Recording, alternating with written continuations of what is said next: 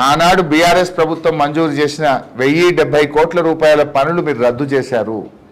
అర్ధాంతరంగా పనులు నిలిపివేశారు. తిరిగి వాటిని పునరుద్ధరించాలని నేను డిమాండ్ చేస్తా ఉన్నా. ప్రభుత్వ వెటర్నరీ కాలేజ్ ఆగిపోయింది. రంగనాయక సాగర్ టూరిజం ప్రాజెక్ట్ ఆగిపోయింది. కోమచెరువు శిల్పారామం అర్ధాంతరంగా ఆగిపోయి ఆ పనులు మిమ్మల్ని వెక్కిరిస్తూ ఉన్నాయి.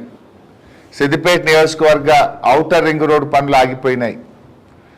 తోర్నాలలో బీఎస్సీ అగ్రికల్చర్ ఆఫీస్ యొక్క భవనం ఆగిపోయింది. కాలేజ్ బిల్డింగ్ ఆగిపోయింది. బీఎస్సీ అగ్రికల్చర్ కాలేజ్ బిల్డింగ్ పనులు ఆగిపోయినాయి.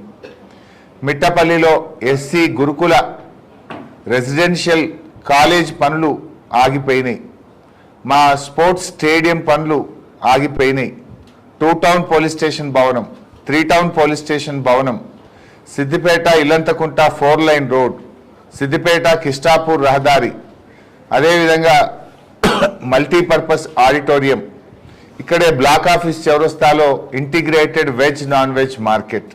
ఈ పనులన్నీ మీరు రద్దు చేసినారు.